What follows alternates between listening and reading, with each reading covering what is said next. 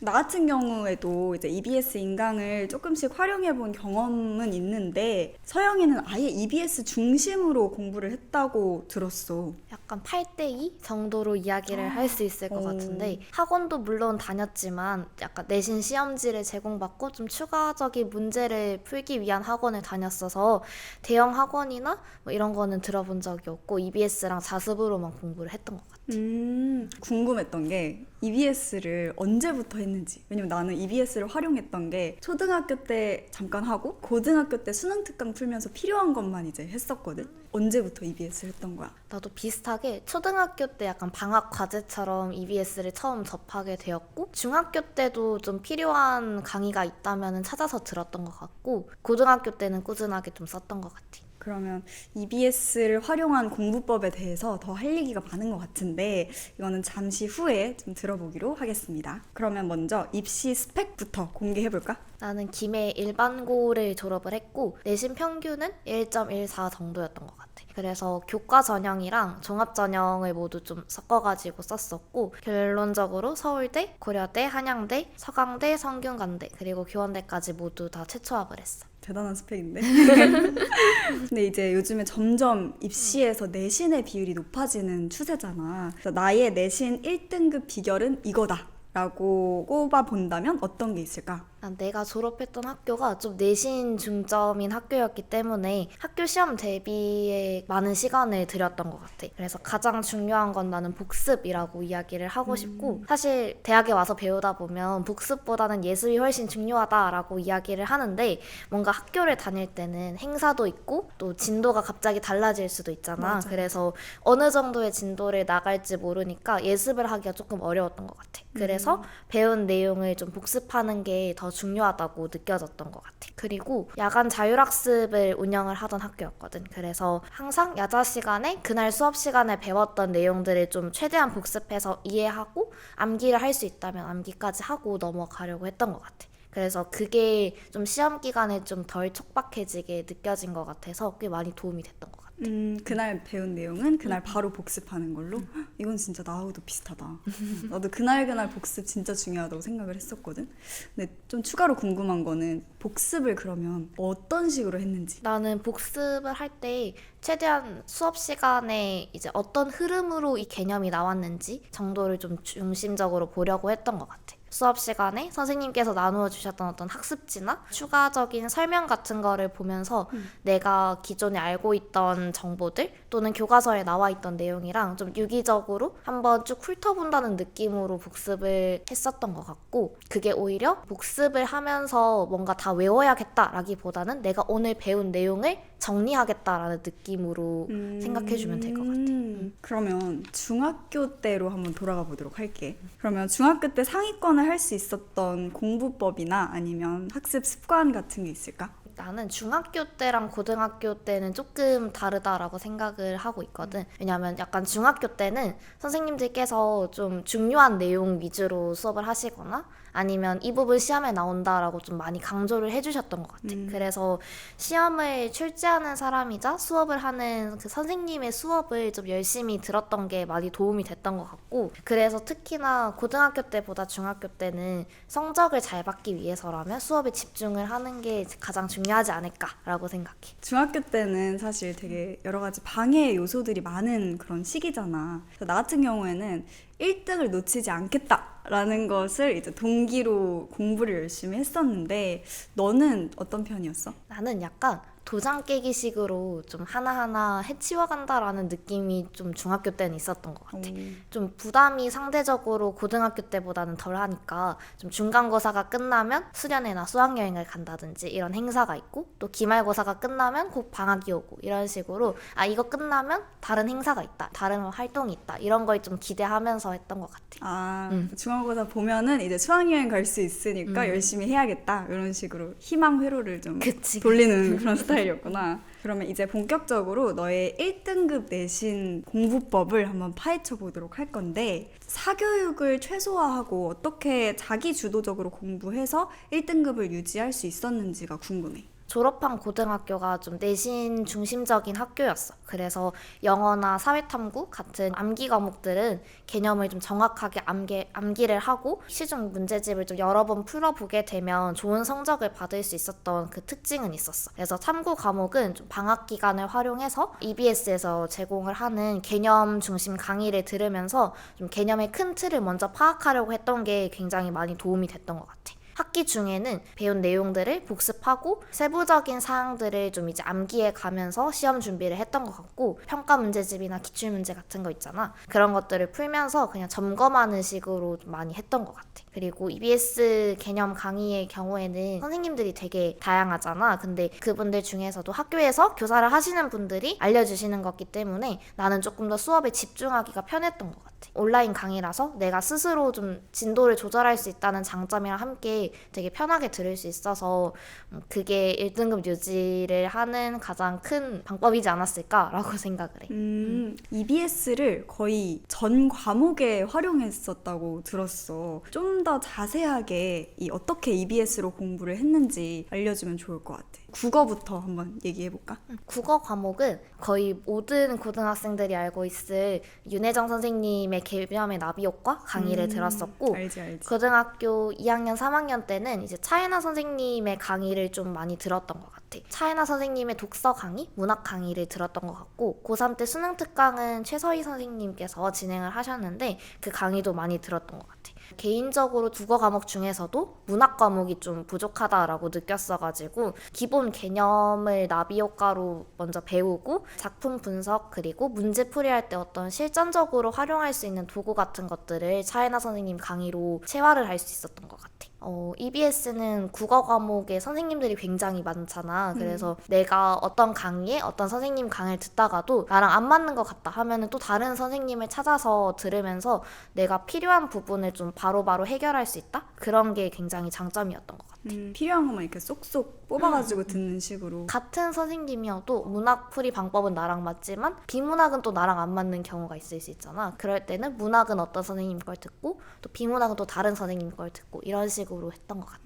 나랑 맞는지 안 맞는지는 어떻게 알아? 강의를 들어보고 듣는 것에서 끝나는 게 아니라 내가 기출문제라든지 아니면 교과서 작품 같은 것들을 분석하면서 그게 체화되는데 얼마나 쉽게 되는지, 그리고 그게 정답을 맞히는 것으로 이어지는지 이런 거에 집중을 했던 것 같아. 뭔가 이해는 되지만 체화가 되지 않는다, 또는 계속 이 방법이 어렵다라고 생각이 들면은 과감하게 다른 방법, 다른 선생님 강의를 선택을 해서 들어보고 그게 나의 방법이랑 맞구나라는 거를 느껴본 적도 있었고, 또 이제 기출 분석을 하다 보면 나의 흐름이라는 게 있잖아. 그거를 좀 선생님의 OT라든지 아니면 다른 분들의 수강 후기 같은 거를 참고를 해서 선택을 했던 것 같아. 수학 같은 경우에는 어떻게 EBS를 활용했어?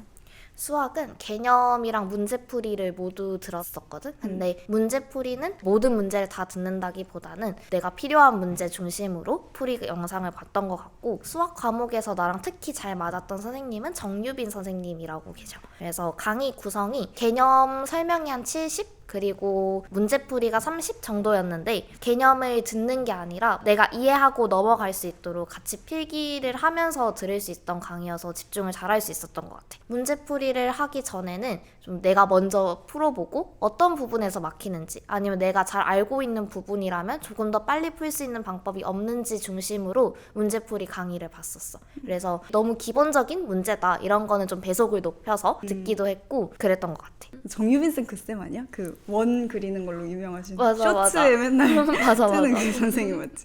근데 그 쌤을 고른 이유가 또 있나? 나는 필기하면서 들어야지 집중이 잘 되는 스타일이었거든. 그래서 칠판에다가 개념을 쭉 한번 같이 쓰는 강의가 있었는데 거기서 좀 잘 맞다고 느껴서 다른 강의도 듣게 되었고, 좀 문제풀이 방식이나 개념을 설명하실 때 재밌고 안 지루하게 설명을 해주셔서 저랑 잘 맞았던 것 같아. 또 EBS의 단추 서비스라는 게 있거든. 근데 지금은 이게 이름이 조금 바뀐 것 같긴 하던데 아마 제공하는 기능은 똑같을 것 같긴 해. 나는 이 단추 서비스에서 기출문제나 EBS 교재에 있는 여러 문제들을 좀 단원별로 문항을 만들어가지고 그걸 쉬는 시간이나 뭐 점심시간 이런 자투리 시간에 조금씩 풀어보는 데 사용을 했었거든. 그래서 이것도 굉장히 좋은 것 같아. 꼭 어려운 문제가 아니더라도 개념 중심으로 좀 쉽게 풀 수 있는 문제들을 50문제, 100문제 이렇게 선택을 하면은 바로 시험지로 만들어주는 기능이거든. 그래서 이것도 많이 활용했었어. 단추 서비스가 내가 모르는 문제를 모아서 따로 풀어볼 수 있게 하는 거야? 그리고 뭐 모르는 문제뿐만이 아니더라도 그냥 대부분의 기출문제나 EBS 교재에 있는 문제 같은 것들은 다 풀어볼 수 있어. 그럼 자투리 시간을 활용하기 진짜 좋겠다. 맞아. 많이 생각을 들이지 않으면서도 풀 수 있는, 리프레시 할 수 있는 그런 문제들로 나는 구성을 했었어. 그러면 사탐 과목은 어떤 식으로 공부를 했었어? 나는 사탐 과목은 방학 중에 개념 학습을 하는데 위주로 좀 많이 사용을 했던 것 같아. 그래서 개념을 나는 한 번 배울 때 좀 확실하게 잡고 가자라는 주의였기 때문에 방학 기간 때 개념 강의 중심으로 듣고 이제 개학을 해서 학교를 가면은 그날 배운 내용을 복습하고 문제풀이, 그리고 모르는 문제가 생기거나 아니면 헷갈리는 개념이 있다라고 한다면 다시 강의를 찾아보는 그런 형식으로 많이 했던 것 같아. 보통 개념 중심으로 들었는데 유형이나 문제풀이를 들었던 과목도 있었거든. 그게 3학년 때 들었던 세계지리 과목이었는데 나는 그래프 문제를 풀기가 조금 어려웠어가지고 그래서 이제 문제풀이까지 같이 들었던 유일한 강의인 것 같아. 그러면은 수업을 듣기 전에 미리 인강을 보면서 개념을 잡고 그다음 수업을 듣고 문제를 풀다가 모르는 게 있으면은 EBS를 찾아 듣고 하는 맞아. 방식인 거야? EBS를 아주 알차게 활용을 해서 이 정도면은 EBS에서 거의 뭐 업고 다닐 것 같은데 인강으로 공부할 때 좀 효율적으로 공부하는 노하우 그런 게 있을까? 나한테 맞는 속도를 조절할 수 있는 게 인터넷 강의의 장점이잖아. 그래서 배속도 내가 개념 강의를 들을 때는 초반에 이해를 하는 게 중요하니까 그냥 대화하듯이 편안한 배속을 맞춰서 듣고 그다음에 문제풀이를 할 때는 좀 배속을 높여가지고 내가 풀었던 부분까지는 빠르게 볼 수 있도록 했어. 그리고 내가 모르는 부분이나 막혔던 부분, 헷갈렸던 부분 같은 경우에는 다시 배속을 낮춰서 조금 더 집중을 해서 내가 얻어갈 수 있도록 그렇게 했던 게 많이 도움이 되었던 것 같아. 그리고 수능 특강이나 수능 완성 위에 보면은 문제 위에 아주 조그맣게 그 문제 코드가 나와 있거든. 맞아. 이제 그거를 EBS에 검색을 하면은 선생님들께서 찍어두신 영상으로 바로 연결이 되더라고. 그 강의도 되게 많이 활용을 했던 것 같아. 꼭 다 전체 영상을 볼 필요는 없지만 필요할 때 바로바로 들을 수 있어서 좋았어. 듣다 보니까 EBS가 진짜 괜찮은 것 같다. 고등학교 가면 특히 시간이 없는데 내가 딱 원하는 것만 쏙쏙 뽑아가지고 들을 수 있다는 게 되게 큰 장점으로 느껴지네. 나도 EBS로 할걸. 사실 EBS로 공부를 한다는 게 뭔가 자기 주도적인 그런 학습 습관이 잡혀있지 않으면 힘들잖아. 그래서 혹시 초등 시기에 뭔가 자기 주도적인 학습 습관을 형성할 수 있었던 계기라든지 비법이 있을까? 나는 초등학교처럼 어릴 때부터 좀 시중에 파는 학습지 문제집 같은 것들을 매일매일 조금씩이라도 풀었던 것 같아. 처음에는 이제 부모님께서 사주셔가지고 그냥 풀었는데 어느덧 보니까 이걸 풀면서 매일 조금씩이라도 할 수 있었던 게 습관이 되었던 것 같아. 그게 중학교, 고등학교 때도 계속 매일매일 조금씩이라도 공부를 하려고 했던 큰 힘이 되었다고 생각해. 서영이는 진짜 나한테 맞는 공부법이 뭔지를 잘 알고 있다라는 생각이 들어. 그래서 또 나만의 내신 비법 하나 또 꼽아보자면 뭐가 있을까? 내신을 생각하면 나는 암기가 같이 떠오르거든. 그래서 암기법이 좀 중요하다라고 생각을 했는데 그래서 활용했던 게 아이패드를 좀 활용을 했었어. 아이패드에다가 이제 필기를 하고 문제집을 좀 여러 번 풀어볼 때 아이패드를 많이 활용을 했던 것 같아. 어떻게 활용했어? 아이패드를? 내가 보여줄게. 나 아까 말했던 세계지리 과목이거든. 그래서 이렇게 아이패드에다가 필기를 하고 그 다음에 내가 여기에 중요한 단어들을 빈칸을 뚫어가지고 여기다가 새로 다시 적어보면서 외웠던 게 되게 도움이 됐던 것 같아. 나는 그림을 잘 못 그리거든. 그래서 내가 그리려고 하면 너무 힘든데 이제 아이패드 같은 거는 사진을 바로 불러올 수 있잖아. 그래서 좀 필기도 예쁘게 할 수 있어서 좋았던 것 같아. 그리고 또 PDF나 문제집 같은 것들을 아이패드에 넣고 공부를 했었는데 중간고사, 기말고사를 공부할 때 선생님께서 나눠주셨던 학습지거든. 그래서 여기 학습지를 스캔을 해서 내가 여러 번 풀어볼 수 있게 했었어. 그래서 모르는 문제는 계속 체크해두고 반복해서 풀고 이럴 때 여기 그냥 바로 지우고 하면은 편하니까 이렇게 많이 활용을 했었어. 확실히 네 되게 신세대다. 나 때는 아이패드를 그렇게 많이 활용하진 않았던 것 같거든. 근데 이렇게 아이패드를 활용을 하니까 문제도 여러 번 풀어보고 또 내가 원하는 사진들도 불러오고 뭔가 자유자재로 자료들을 다룰 수 있다는 게 되게 좋은 것 같아. 그래서 내 친구들도 많이 이렇게 활용을 했던 것 같아. 예비 고등이나 아니면 고등 내신을 치르면서 내신 시험 대비가 어려운 친구들을 위해서 내신 시험 준비를 어떻게 하면 좋을지 좀 얘기해 줄 수 있어? 나는 보통 4주를 시험 공부 기간으로 잡았던 것 같아. 길다. 물론 첫 주는 좀 널널하게 그치. 이제 공부 계획도 세우고 복습 같은 거 위주로 많이 하면서 천천히 하기는 했지만 실질적으로는 한 3주 정도 했던 것 같아. 내신 시험은 뭔가 우리 학교의 평가 특성에 맞게 내가 잘 준비하는 게 필요하다라고 생각을 했거든. 그래서 학교마다 다르기 때문에 내가 말하는 방법이 절대적이다, 이것을 따라야 한다라는 것은 아니야. 우리 학교가 수시 중심의 학교라면 당연히 내신에 많은 힘을 쏟아야 할 거고, 암기 중심의 문제가 많이 출제가 된다면 당연히 암기하는데 많이 시간을 써야 한다라고 나는 생각해. 그래서 학교마다 과목마다 공부하는 방법이 다 다르겠지만 그래도 가장 좋은 게 수업을 잘 들으면서 어떤 유형의 문제가 나올지를 일단 먼저 처음에 예측을 하고 그 다음에 내 상황에 맞는 가장 최선의 방법을 찾는 게 내신 시험을 준비할 때 가장 중요했던 것 같아. 문제 유형을 파악을 해야 되니까 그 전에 기출 문제를 먼저 보는 것도 좀 도움이 되겠다. 맞아. 기출 문제를 보면은 스타일 같은 것도 많이 파악을 할 수도 있고 수업 시간에 활용하는 학습지에 있는 예제 문제들이라든지 이런 것도 도움이 많이 됐던 것 같아. 그러면 이제 고등학교 때 약간 하루 일과 이런 거는 어땠어? 고3 때는 아침에 학교를 가서 1교시 전까지 조금 자습을 하다가 수업을 듣고 시험 기간 때는 점심시간에도 공부를 했고 아닐 때는 딱히 하진 않았지만 그리고 다시 오후 수업을 들은 다음에 나는 항상 야간 자율학습을 했었어. 저 3학년 때까지 야자를 했었고 이러한 루틴을 좀 매일매일 맞추고자 했던 것 같아. 그리고 야자 시간 때는 그날 배운 내용을 복습하는 것부터 시작을 했었거든. 그래서 복습을 주로 야자에서 하고 만약에 복습을 다 한다면은 좀 다른 문제를 풀어본다든지 이런 거를 했었던 것 같아. 나는 학교에서 공부를 하는 게 좀 편했던 사람이라서 야자를 선호했었고 그래서 고등학교 2학년 후반부터 3학년 때까지는 자습실에서 아침, 점심, 저녁을 다 있었던 것 같아. 아 진짜 모범생이다. 진짜 난 책상에 앉아있는 게 좀 힘들었던 사람으로서 존경스러워. 물론 이제 쉬는 시간 때는 또 열심히 놀기도 했지만 집중을 해야 할 때는 열심히 하려고 노력을 했던 것 같아.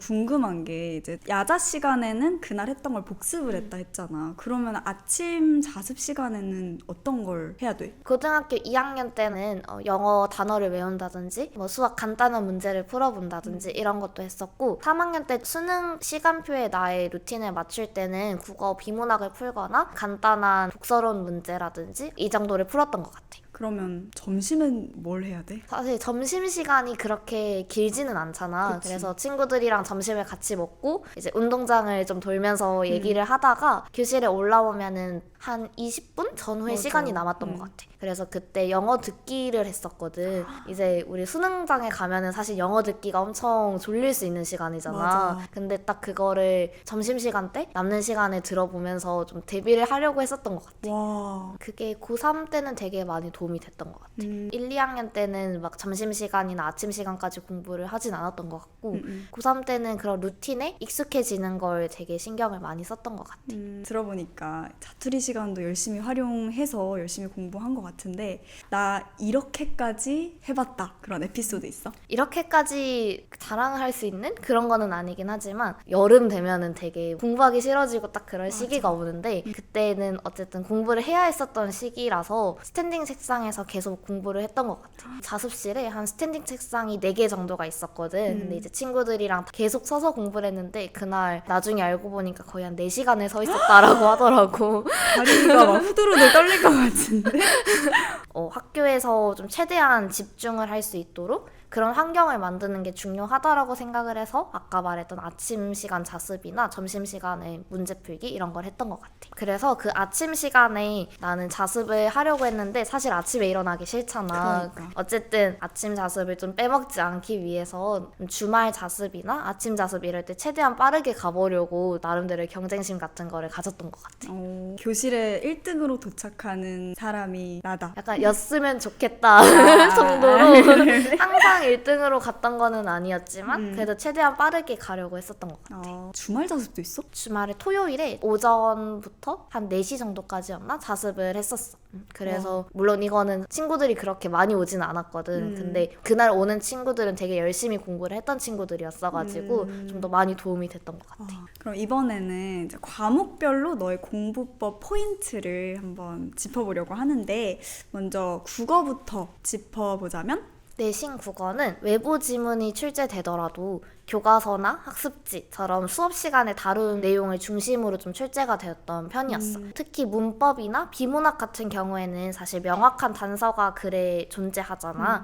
선생님의 해석, 교과서 해석 이런 게 존재하기 때문에 내신에서는 사실 그 해석이 반드시 맞다라고 할 수는 없어도 그걸 암기하는 데 조금 중심을 줬던 것 같아.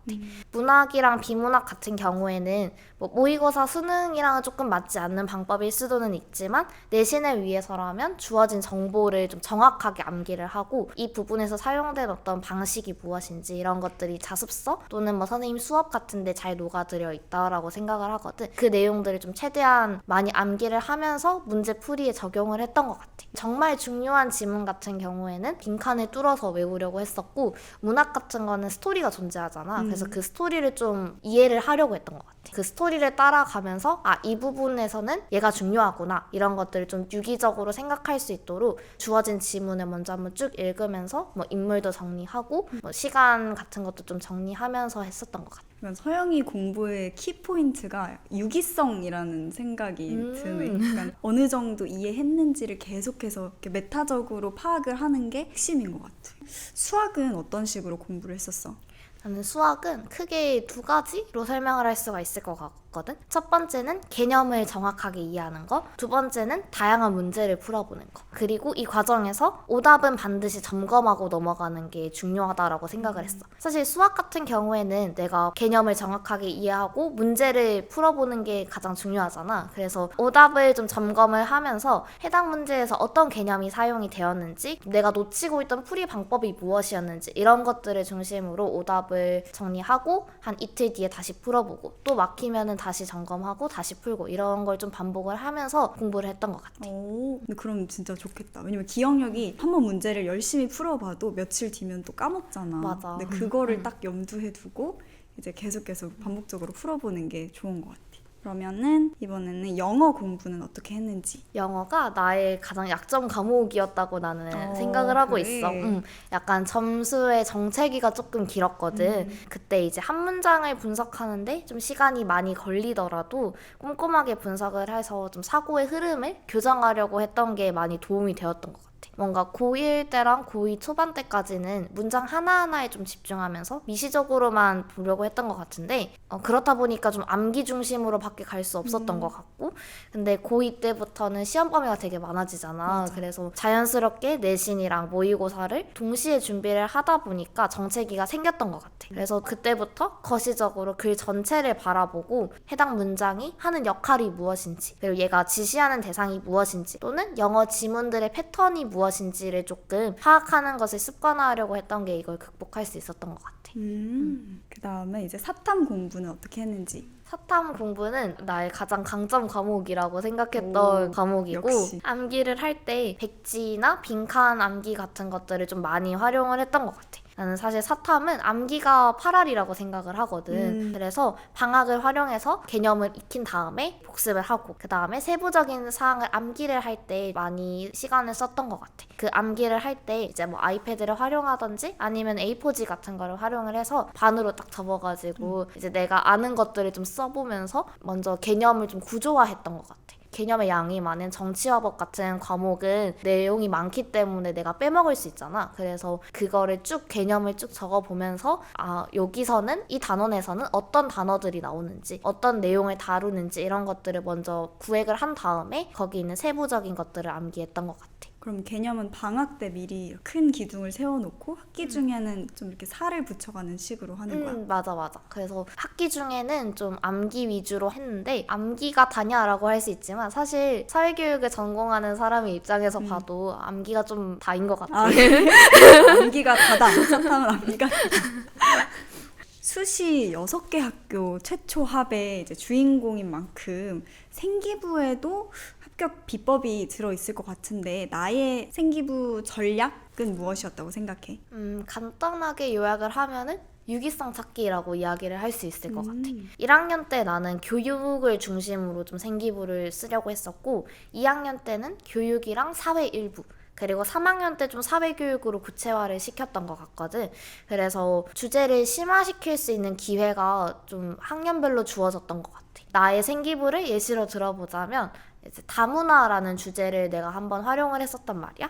1학년 때는 다문화 교육을 어떻게 할 수 있는지 토론을 했다라면 2학년 때는 지역별, 국가별 다문화와 관련된 정책이 무엇이 있는지 이런 것들 좀 탐구를 해봤던 것 같고 3학년 때는 우리 학교에 존재했던 사회적 경제학습 공동체라는 이런 게 있었거든. 여기서 직접 다문화 학생들에게 받아쓰기 교재를 만들어서 지역 아동들에게 나누어 줬던 그런 게 이제 생기부에 들어갔었어. 그래서 이런 식으로 같은 주제더라도 조금씩 포인트가 다르잖아. 이것을 하나로 좀 유기성 있게 흘러갈 수 있도록 노력을 했던 것 같아. 물론 다문화와 관련된 내용은 좀 가장 이상적인 그런 방향이라고 생각을 하지만 2개 이상의 활동들이 유기성 있게 깊이나 포인트가 조금 다르게 구성이 된다면 훨씬 풍부한 생기부처럼 나는 보일 것 같다라는 생각이 들었어.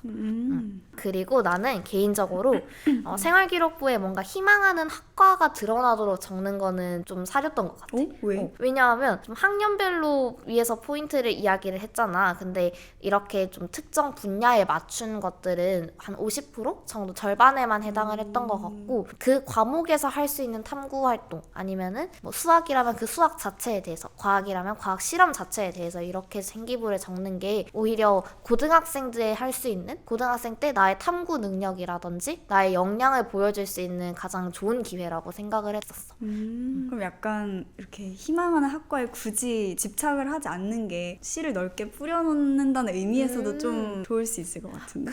그럴 수도 있겠다. 희망하는 과가 바뀌는 사람이라면 이렇게 내신 고수다운 입시를 했었어도 슬럼프나 정체기가 분명히 있었을 것 같아. 그런 건 어떻게 극복을 했었어? 지금 생각을 해봤을 때 뭔가 엄청 오래 지속됐던 슬럼프나 공부 침체기는 많이 없었던 것 같아. 나는 약간 친구들이랑 좀 굉장히 밝게 잘 지내고 뭐 학교 행사 같은 것도 참여를 하면서 슬럼프나 침체기가 오더라도 뭐 외적인 행사를 즐기면서 좀 다시 공부를 해야 할 힘 같은 게 좀 다시 나타났던 것 같아. 그래서 친구들이랑 뭔가 학교에 체육대회라든지 뭐 수학여행이라든지 이런 게 있으면 다 열심히 참여하고 또 이제 학교 근처에 마라탕 가게가 있었어가지고 마라탕을 먹으면서 좀 소소한 일상을 즐겼던 게 극복을 할 수 있었던 것 같아. 마라탕은 정말 고등학교의 낙이었어. 맞아. 그러면 끝으로 스튜디오 S의 고정 질문. 공부란 무엇이라고 생각하는지 한번 들어보고 싶어. 나는 공부는 나를 알아가는 과정이라고 이야기를 할 수 있을 것 같아. 뭔가 중고등학교 때는 나와 맞는 과목이 무엇인지 그리고 내 흥미가 무엇인지를 알 수 있게 해주는 게 공부라고 생각을 했거든. 그래서 내가 어떤 과목을 좋아하는지에 따라서 내가 앞으로 희망하는 진로 아니면 학과를 정할 수도 있는 거고 나의 공부 성향을 알 수 있게 되고 공부뿐만이 아니라 뭔가 나의 평상시의 어떤 행동에도 동일하게 적용되는 것 같다라고 생각을 했어. 공부를 통해서 뭔가 내 미래를 완전하게 알아가는 거는 힘들겠지만 적어도 내가 무엇에 흥미를 느끼는지 그리고 무엇을 싫어하는지 아니면 어떤 성격의 사람인지 이런 것들을 좀 알게 해주는 게 공부라고 생각을 해서 나를 알아가는 과정이라고 생각을 했어. 지금은 되게 공부할 것도 많고 어렵고 막막하기도 하겠지만 그 끝에는 뭔가 여러분들이 바라는 각자가 바라는 행복한 미래가 있을 거라고 기대를 하면 도움이 될 것 같습니다.